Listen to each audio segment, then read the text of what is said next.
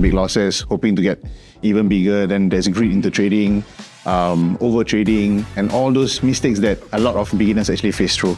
I think being too static in the way they analyze the markets, they expect it to be working all the time. Just because they backtest it for 2 years, 3 years. A lot of mistakes that new traders make, right, actually arises from trade psychology. Like for example, trading too big or revenge trading. What we're going to learn is through mistakes. We've made mistakes, and these experienced traders also make mistakes. These days, if I do trade, right, I want to write down like my emotions and what my thought process was when I plan my trade. When you're in a string of losses, it's best to sit down and don't do anything. Take a break. Take a break, yeah. Success in trading, right, comes mostly from your emotional state of mind. If you find yourself like refreshing the screen too much, that means you are too emotionally invested in the trade already.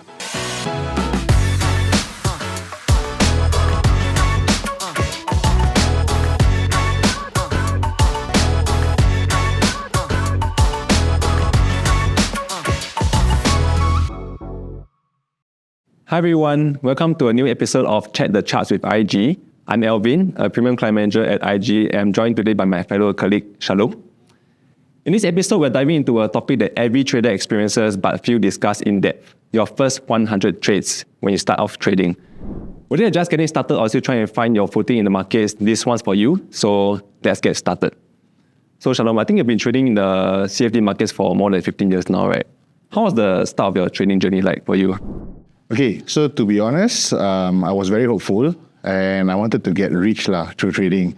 So there were so many advertisements out there that it was trying to tell me that, hey, by trading Forex or by trading stocks, you can actually make a lot of money overnight, that kind of thing. Yep. Unfortunately, it turns out to be a failure.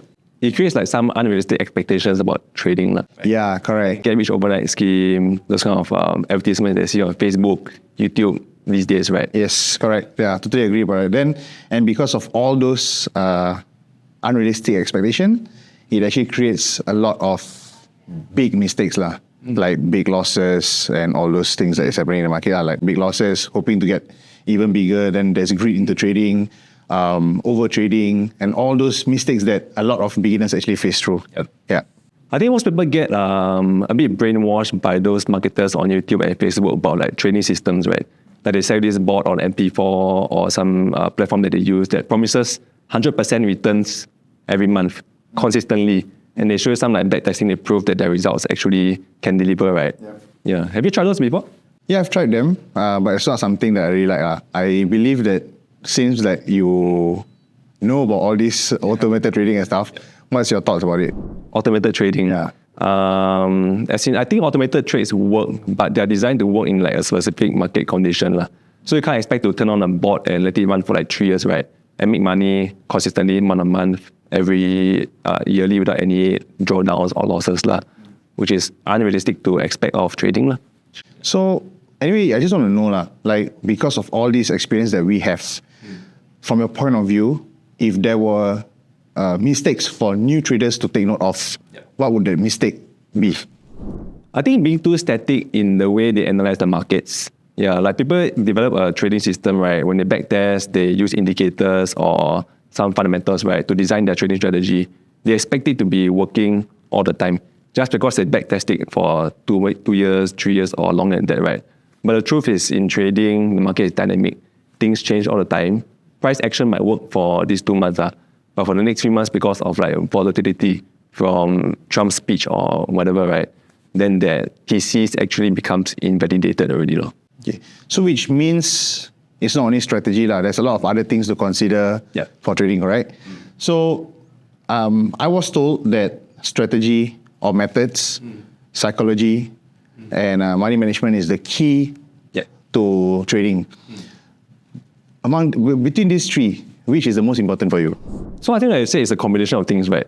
But to me, the ultimate, the key factor, right, is more towards psychology. Because a lot of mistakes that new traders make, right, actually arises from trade psychology. Like for example, trading too big or revenge trading. I think revenge trading is a very big topic that a lot of educators talk about as well. Is when you lose money in a trade, right, and then you continue trading excessively to try to make back the money that you lost. And normally when you do that, it might work for a short while, but in the long term, there'll be a period where you get many losing trades in a row, right? And you lose more than what you made previously as well. So like overtrading, and when you're losing money, people tend to trade too big, I think. So the risk management principles that they learned about when they first started trading goes out the window, bigger and bigger, right, in hopes of making back their losses that they incurred previously.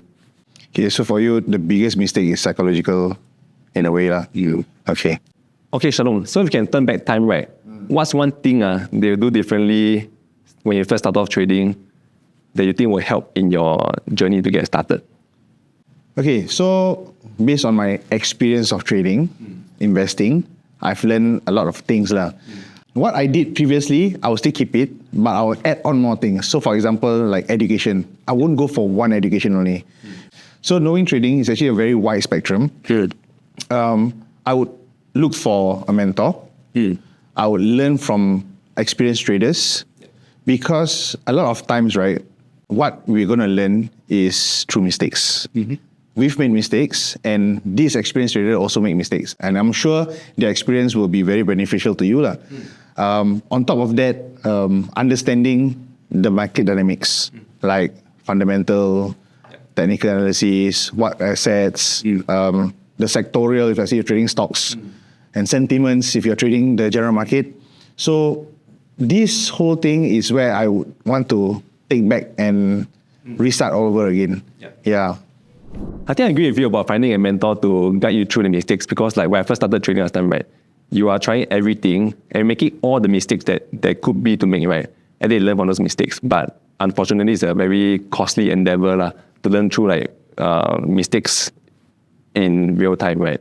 So it's good to have a mentor to guide you on what the proper approach towards trading is. Or maybe the mentor can even like give you the proper expectations you should have of trading. Yeah.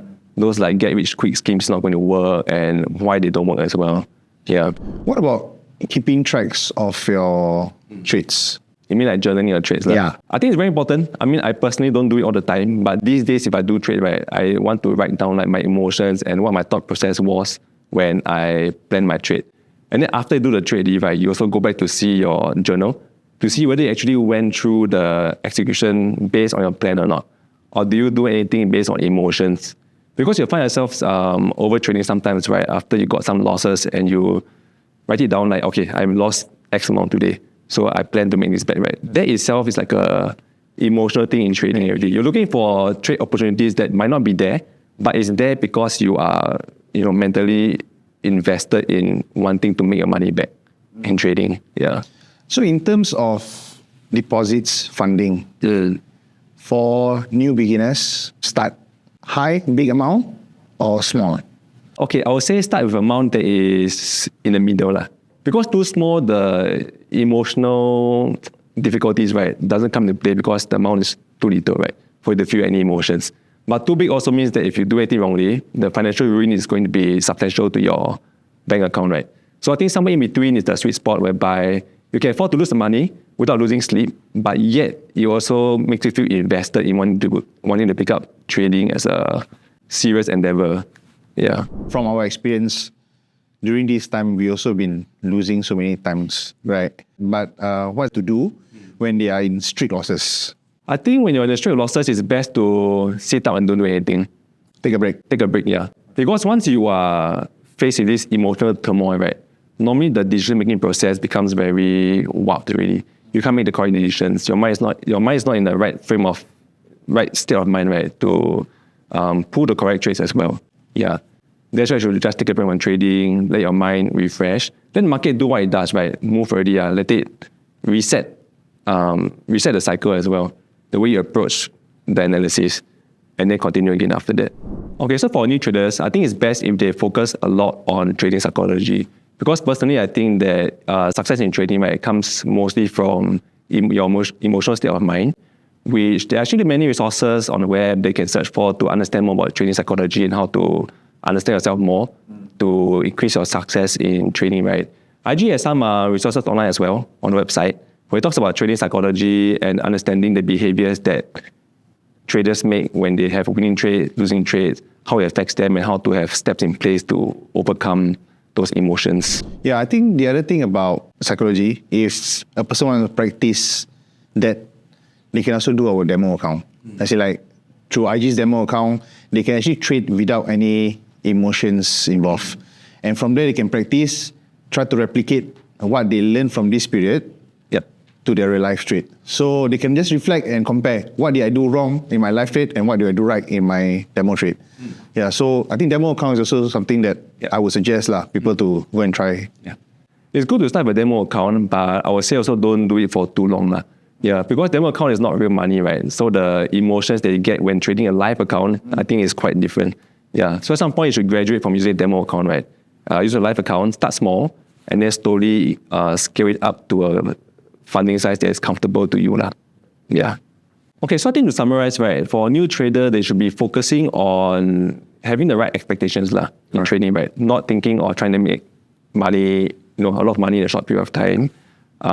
Understand the markets, I think. Yeah. So for sure, I would say I would also agree with that point. Setting the right expectation is one. Understanding the products that they're trading on is one, because different products got different movement, different volatility, different kind of risk. Yeah. So these two are actually quite important that they have to take when they want to start trading or investing. So it's back to psychology again, right? You must understand yourself and make sure that you're not having the wrong expectations before you even start trading on your account, right? Yeah. And then once you get that frame of mind right, you choose a market you don't trade, because there's so many asset classes, there's options, there's forex, index, shares, right? I think you choose one that you're comfortable with, and then from there on, read as much as possible to understand that market, how it behaves in certain times of the day, market conditions, news releases, even the small details like the cost of trading, financing charges, the margin required. These are important things to know before you get started trading. Then also don't forget to self-evaluate. Yeah, after doing all these things right, go back again, check on yourself. Did I do the right thing? Did I do the wrong thing? Yeah. Absolutely right. Because when you are trading, right, you might be so focused on that one trade. You forget to think about how your overall trade was doing. Yeah, you place a lot of emphasis on what you are currently holding instead of thinking how you perform as a whole, which will lead to things like revenge trading. Because once you're losing money for that day, actually maybe the past 3-4 days you made some money already, right? It's just one losing trade out of 5 trades before that. But because you focus so much on that losing trade, you want to make back that money. Then that's why you overtrade, revenge trade too big, and then in the end it leads to financial ruin. Yeah. Which comes back again to education also, right? So all these things need to be learned. They need to be enforced in yourself. So education is really very important. You can just find this on our website also to learn more details in depth, more in depth about the products and the stuff like that. And again, IG of course provides you tools to do this re-evaluating of the trades. We call it trade analytics. You can go to your account on the web-based platform or mobile phone as well, right?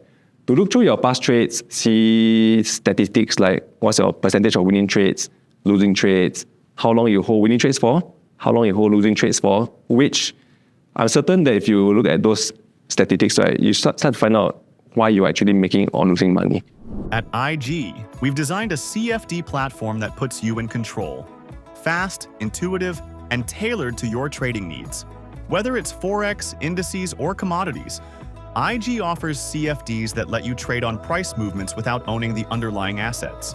Opening a CFD account is quick and easy. Ready to start trading smarter? Visit IG.com today and experience CFD trading with a trusted world leader. Okay, so Shallum, how often do you actually monitor your trades after you open a trade for the day? Okay, so coming back to that question, it depends on what sort of trade I'm trading. So I have long-term portfolios, I have short-term portfolios, so it depends. But if you're talking about my daily habits, so what I adopt usually is to understand what's happening first. So in macro view, I will look at the news. Now with Trump, I will try to be more attentive of what he's going to say. So that is one thing that I do. Second, I'll look at the market as an overall. So technically so whether it's going up, going down, how strong is the selling, how strong is the buying, those are the things that I do. Second, if I'm trading on stocks, I will look at the counter and understand the fundamental. So if overall everything is good, I'll then take a small risk to then trade the market. Yeah, so that is what I do now. Previously, what I do is that I see, there's this hype on this stock, just whack the stock, which is totally wrong. There's no basis to my trading. So, but now it's a little bit more structured, a little bit more systematic. Yeah. For me, it depends on what kind of trade I'm doing, right? Is it intraday trade or is it a speculative trade, right? But I think the key thing that I want to highlight to like new traders is if you find yourself like refreshing the screen too much or checking your trades too often, checking in on the P&L trades too often, that means you are too emotionally invested in the trade already. You should actually let the trade run, let the market play out by itself instead of keep refreshing and see how the trade is doing. Because when you do that, normally all the bad habits start to creep in. Like you see profits turn to losses, you want to faster close it first instead of letting profits run as per your original trading rules that you set for yourself, right? And then if you keep checking on the trade as well, you tend to overtrade. Yeah. Do you do that as well? I do check a lot of times actually, but because I am day trading, for example, so any sensitive news that comes, then I will just look back and check whether my position is still alright or not. Yeah, but of course, during this trading period, I would have a lot of automation in place lah. Like I already set my stop loss, I already set my take profit. All this is already done, but I just want to make sure that I'm in a correct position at that point of time to make further decisions. Yeah. Because when I first started trading last time, right, I recall quite vividly, it kind of become overtrading quite quickly because once you make money for the first 2 or 3 trades, you should be stopping for the day already based on your trade plan, right? But because you make money, you start to find opportunities again to enter the market again. Yeah. Then sooner or later you get caught up, right? And then you start to lose money. And that's why you want to revenge trade to try and make back the loss again to tell yourself like, I should have done that. Let me just rectify that mistake and then I'll stop trading for the day. But these are like bad habits that will build up over time and it's very hard to correct it after the habit forms already. So it's best to just like don't do it entirely. That's why find a mentor. Find a mentor to guide you through the best practices and what to do, what not to do. Yeah, talking about that, I would also like to suggest that probably set an allocated budget so that it won't go off what you have budgeted for the day. So for example, like in your case, you go in trying to trade more, but actually you exceeded the amount of budget that you're supposed to trade.